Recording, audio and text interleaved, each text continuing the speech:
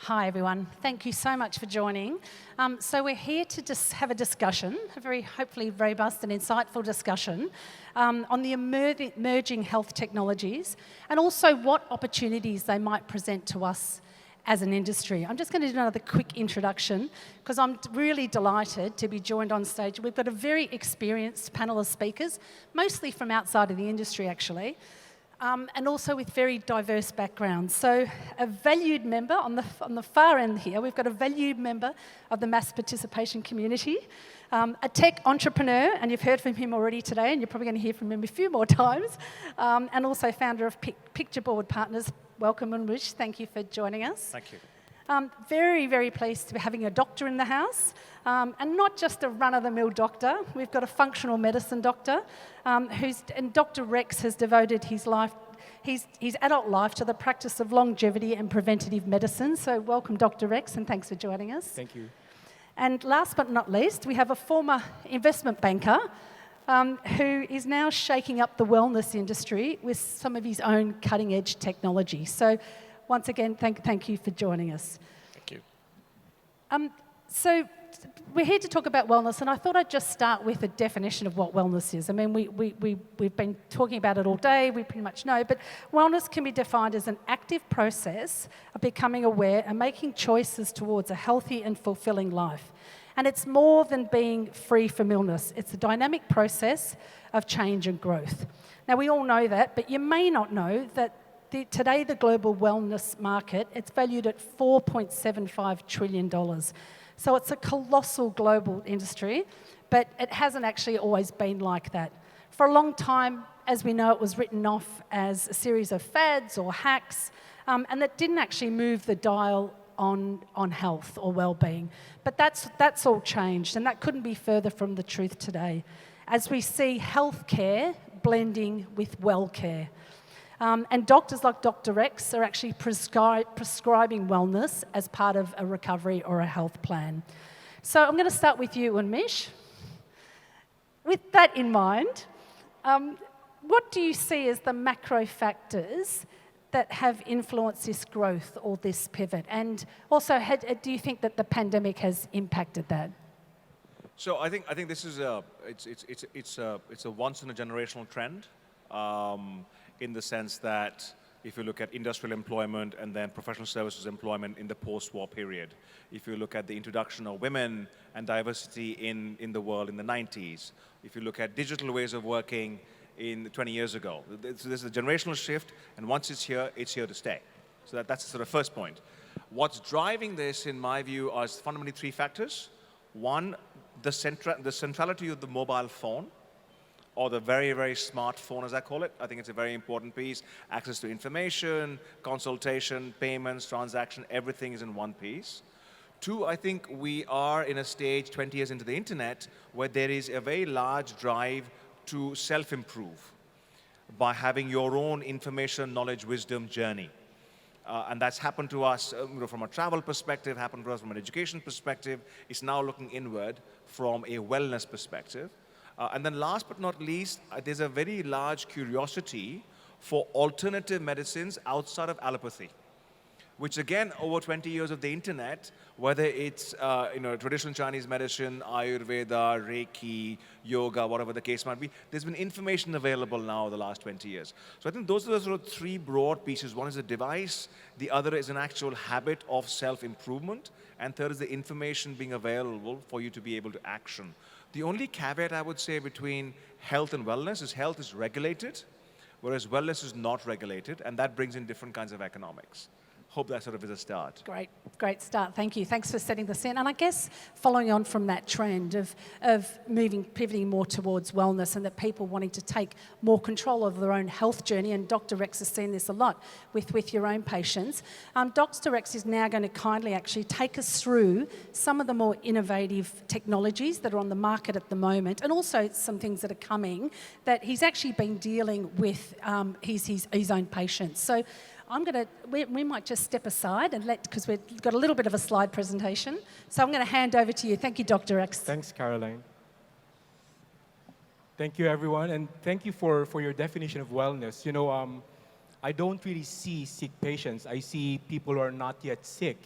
And wellness is actually not just seen as an absence of an illness, but it's understanding that there's more we can do at the top of our game when we're not sick. And so part of what we do in community gatherings, such as like marathon running, is actually to be able to give back the power to the individual that they own their own health, you know, and they know more about their body. And so in this industry, there are a lot of wearable devices that are up in the market that people could just buy and wear, you know, from a finger to a heart rate variability monitor to even clothing that could actually monitor their performance. And even different parts of the body can be measured and used as a measuring tool to be able to describe your interiority. So a lot of these heart rate variability monitor devices have been linked from millions of data that initiated by First Beat in Finland. And even Garmin now was able to actually work with them with all those data and come up with a very close to ideal measurement of VO2 max, which is very important in athletes and also individuals who are actually in a training game. And sensor implants also, this company in Sweden called Disruptive, I almost had the chance to have myself implanted with a device to measure temperature. You know, and when you have that longitudinal data to measure something in your body, let's say I go for an ice bath and the temperature monitor would show how low it could get, and then I go out into the ambient temperature and how much it could go up in such a short period of time. Eventually, I could link this with other information about my body, not just my heart rate, but it would also be used for fertility, to find out women's temperature. And then eventually, even when you're running a race, whether your temperature is going so high that even your heart is going to be at a fatal state.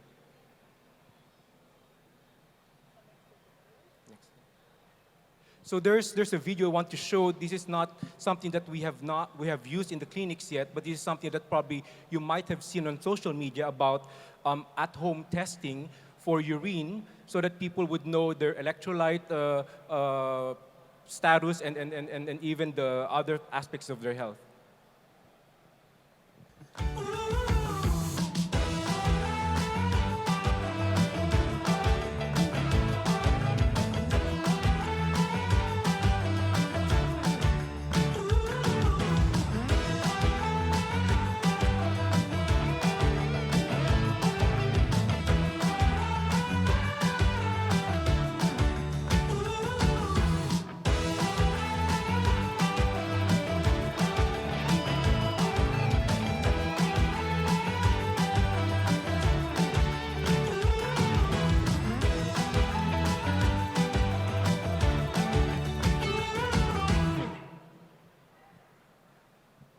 So I was reading this morning a journal article that was published June of this year that characterizes a population of people who are actually marathon runners in Europe.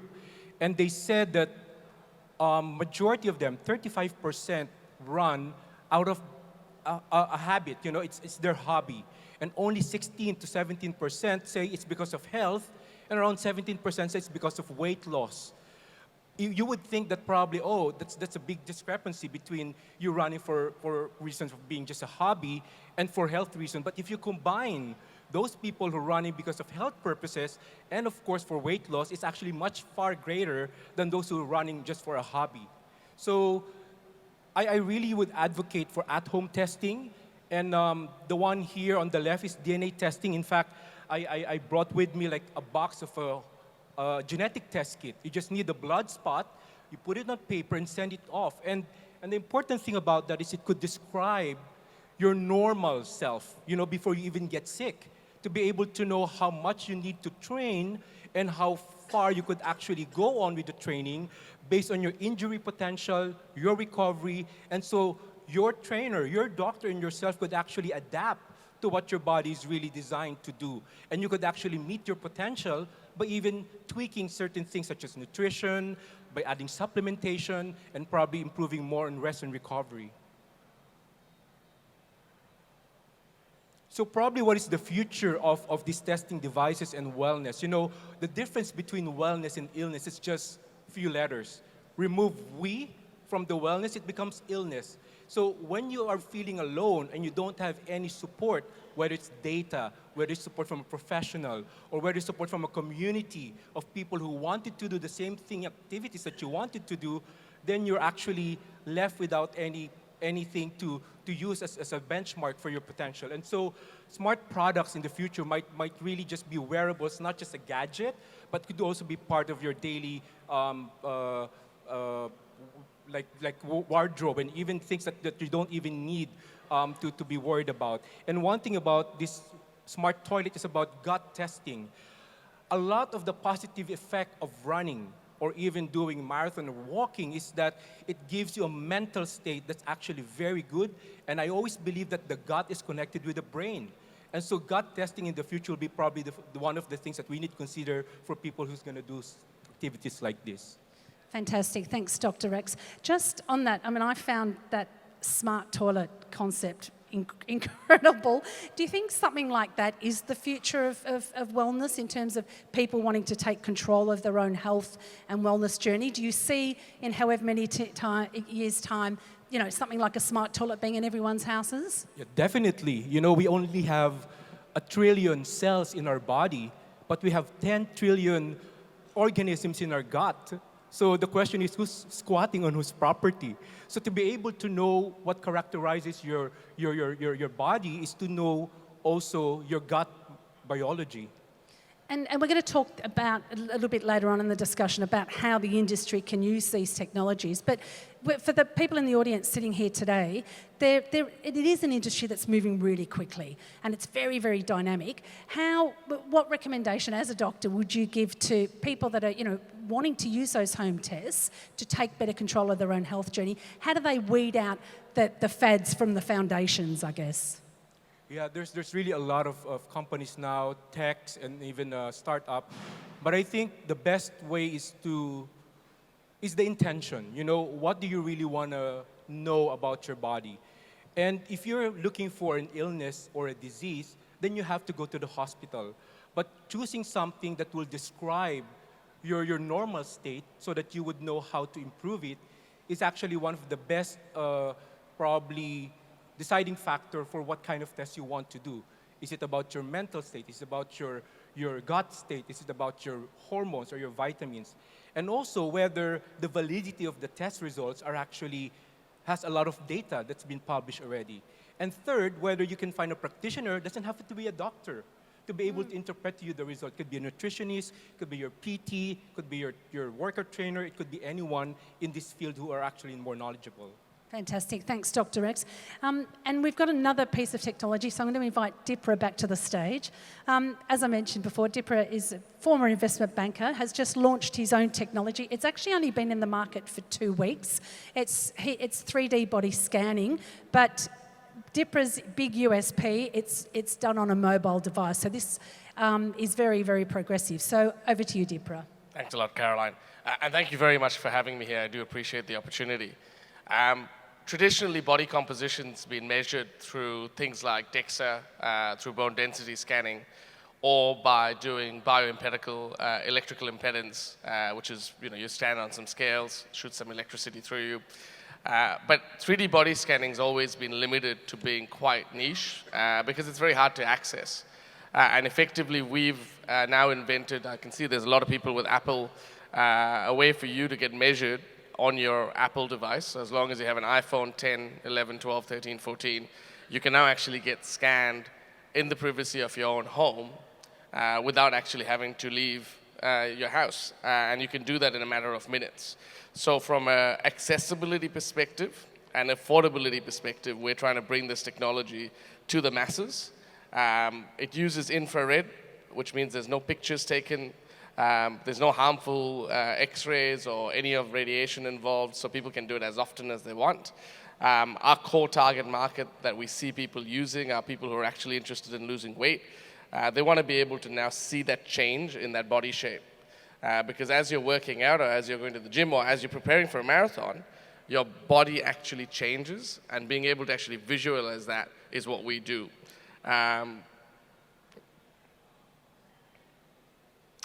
So effectively, we now have a way of doing it without, so you can actually, everyone here could get scanned today at no cost, right? So we don't charge anything for someone to get scanned for that first time. We make it completely accessible. You don't have to buy any equipment, but really for yourselves as organizers, it allows you to create an experience for your participants that's impossible to do today at scale, right? So everyone, you can actually tell them to use it. We then charge on a monthly basis where people can then decide whether they want to do that or not. They get a personalized health report. It's a 6-page report that actually tells you about your somatotype, your body fat estimate. We've done research that has proven that we're within 3 to 4% of a DEXA. So we've actually done research to prove that in terms of validity, because we think that's important. And you can do it unlimited times. So one of the things that we want to do is encourage people to actually see the progress and not be limited to how many times they can scan. And last but not least, we allow them to set goals and actually see the progress that they're actually making. We work with the organizers or organizations in 2 particular ways. The first is that we can give your participants a free trial. And then on the back of that, if they then decide to actually sign up to our plan, we normally do a commercial model where we'll share some of the proceeds that we make. The other one is if you've got participants who actually want to acquire memberships, we can do a wholesale model as well. Why would your participants be interested? Our view is that obviously the fact that it is affordable, right? Like if you look at it from a technology perspective, traditionally a DEXA scan would cost about $100 for 1 scan. We allow unlimited scanning for $9.99 a month. The fact you can do it anywhere, and the fact that you can do it at the before and after of the training in particular, of a running festival, something like that, is likely to help retention of people actually turning up to your events as well. We believe that. And then obviously the fact that they can do it anytime, anywhere is incredibly convenient. Great, thanks, Dipra. And I was explaining to the panelists when I was briefing them that all day we've been hearing about personalisation and mass participation events are down 20%, etc. So looking for creative ways to build those numbers back, but also to I guess identify additional revenue streams. Now, this may not be a massive revenue stream for someone sitting in the audience as an event organiser, but could you just touch a little bit more on that commercial model? If we do have people here today that do want to offer, maybe factor this into your membership or your registration fee, and you want to factor this in because we know that participants are wanting that sort of personalised solution. So a little bit more on the commercial model, please. Yeah, so the good thing for us is we don't charge, like because we're on an app, we have a very low fixed cost, right? So from our perspective, the way that we work with, again, if let's say an organizer of a mass participation event, is that we would give all of your customers or your members, the participants, a free trial. So they could do it pre-training as they're getting ready for the marathon or a running festival. They could then, if they then signed up, we would then basically give a revenue share back. And depending on the size of the participation, actually, that could be quite material. And that's at 0 cost to the organization, right? So it's all upside from where we sit. Okay, fantastic. I'm going to invite everyone back on the stage now, or back into the middle, sorry. You're already on the stage. Thank you.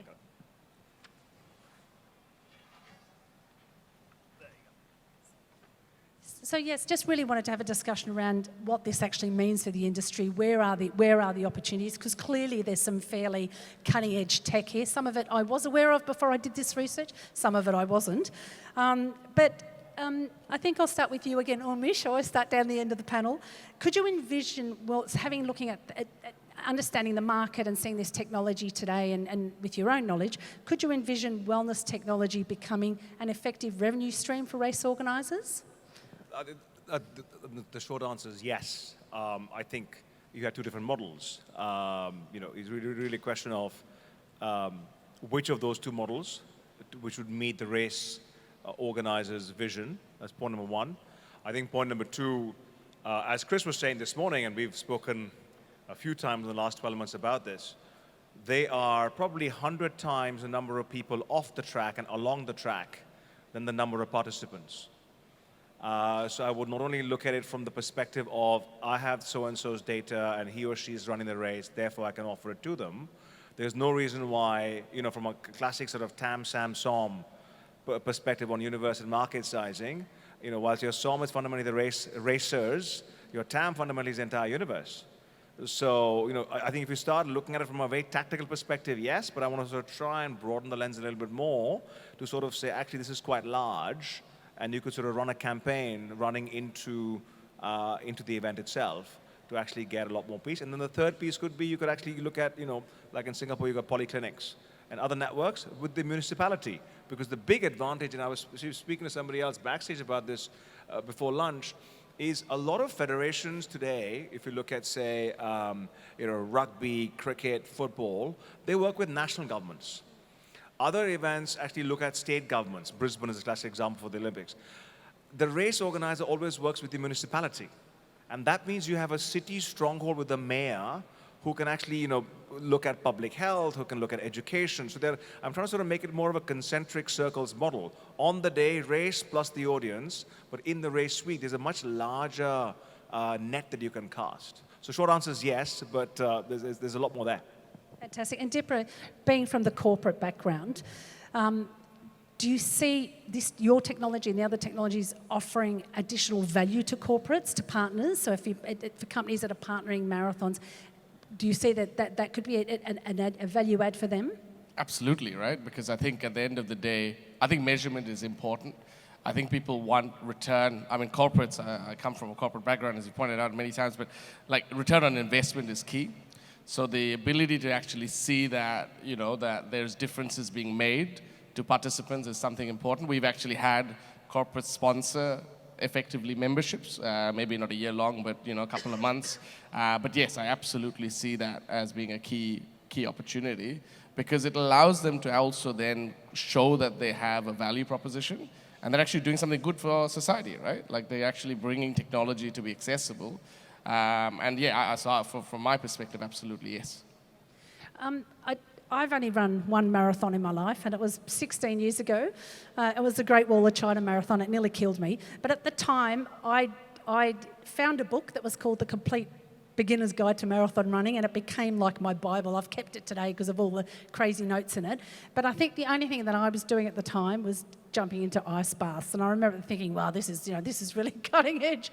I would be jumping at all this technology today if I was in the same position. But Dr. Rex, with your patients, are you finding that patients are open to these technologies? It's still functional medicine is still a fairly niche area. So maybe if you could just quickly touch on the difference between traditional medicine and functional medicine, then give us a view, please, on your conversations with your patients. Are they open to this? Do you see this as, this market in terms of wellness technologies flourishing? Yeah, the functional medicine way of thinking is actually looking at the root cause of a patient's bodily complaint. And the thing is, I wanted to promote to patients that even before they get a complaint, it's important that they understand their own body. And that's why to get a longitudinal data that would actually describe your system, let's say you're on a marathon so many years ago, and you're able to get the before and after kind of picture of how your body became, and what changes has it actually gone through over the years, and being able to customize or personalize the next time around the kind of training, nutrition, it's paramount to actually not getting an injury, and it increases the chances of you going to another race because you're still able to do it, even if you're 5 or 10 years older. And you get to also inspire other people along the way. Great, thank you. And Dipra, I'll come to you. With the soaring interest in staying physically fit and being an active, do you think, going back to sort of that wearables and the fact that yours is mobile first, do you think that the future of wearables is promising, or do you think that smartphones will soon give way to wearables and everything will be mobile? Oh, look, I think depends on what it is. So I think there's obviously wearables. It just depends on the functionality. I don't think the phone will do everything as much as people would like it to. So I think there will be a niche. I think the interesting thing will be retention. So there's lots of data, and I agree with Dr. Rex on this. So there's lots of data, but what are you actually doing with that data, right? So it's great to know that I've slept 2 minutes extra yesterday, but so what, right? And that retention, that ability to keep people engaged, I think that's where the wearables will be interesting to see. There'll be a clear differentiator. There'll be some that do really well because they build on a really good experience, and then there'll be some that just wither and die, because I think data is only as useful as how you then present that story, right? So if I can tell someone that, hey, they've lost 5 centimeters on their waist, and that's because they've been doing certain things, and if they keep doing it, they'll lose, that this is what they'll end up looking like, that's more powerful than just saying, hey, you've lost 5 centimeters, right? So what? So that, I think that so what is the key for wearables to have a longevity. But I think the apps will try to do everything, but I don't think they'll always be successful. Great. I'm just going to pause there. We've got a few minutes left on the clock, 5 minutes left on the clock. If there are any questions, please, from the audience. Any questions around the wearables or any of this technology? No? Okay, Unmish, I'll come to you with the final question. So we've spoken a lot about taking a holistic view to event management and running the marathons and looking at it. Chris speaks a lot about looking at it more than just a race.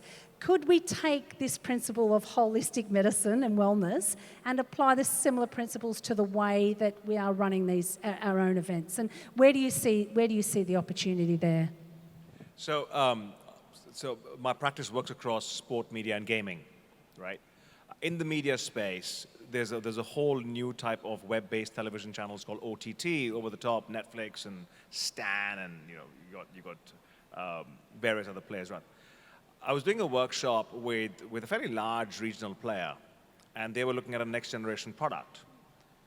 And I said, "What business are you in?" And they said, "We're in the content business." And I said, "No, you're in the convenience business. Because I can watch what I want, where I want, when I want, for howsoever I want." And that was sort of one angle of what is your business. Tony Fernandez, who founded AirAsia, which is a budget carrier in Southeast Asia, 5 years ago, told his staff when they had 34 million names on their database, we're no longer an airline, we're a marketing platform. Now, I'm trying to bring this down to the fact that if we are a race event promoter, what do you have? What are the key currencies you've got? You've got credibility, firstly. People trust what you do, safety, performance, all that kind of stuff. Brand equity. Yeah, massive brand equity, something, you created it and you've traded on it over the last 20 years. You've got credibility. You have got data about, as I said, on the track, along the track, and in the city, which is a very different piece. And you have got relationships from different types of revenue generating streams. How are you not any different than a supermarket? A supermarket is fundamentally, you go to a location and you navigate around. How is that any different flying into a city and navigating around a city on the road? Same thing. It's an IKEA, except it's on a very large basis. I'm just trying to sort of, give intuition in terms of how we can look at ourselves as race promoters in a slightly different kind of a way. It's defined, it's credible, and you have monetization avenues, so why not look at it differently? That's just me. No, I completely agree. I'm just nodding my head going, yeah, 100%, right? And I think it's that journey, right? Like you got, I completely agree with what Unmish said. Okay, great. So we're almost out of time. So I guess participants are looking for, if we're trying to sort of summarise this discussion here today, and a lot of the discussions we've had on the stage here, that participants are looking for a holistic, hyper-personalised and outcome-driven programs. And I think it really ties into that discussion we had earlier on about personas as well, and understanding your client needs. And all of that will bring about more personalised solutions that we once thought was, I guess, a one-size-fits fits all. So we see there's enormous opportunity here in the technology side of the wellness space. We understand that wellness is going to be ever more important with our participants as they take greater control of their own health journeys. So as an industry, we really should be embracing this. There are some great technologies, that we've been presented with today, but it's then understanding how do we wrap that into our offer? How do they then become commercially viable? How can they then offer an additional revenue stream? So any final words from the panel before I say my thanks? Dr. Rex, you've been quiet for too long. Why don't you start? No, I would just like to encourage, the organizers that this is such a big campaign that brings people back into the community. And maybe in the future, even the corporate world can incentivize, activities such as this one, and tie in some testing to actually know also the performance, not just on the track, but also in the office of people who are working for them. Okay, ladies and gentlemen, please join me in thanking our fantastic panel today. Thank you very much, gentlemen.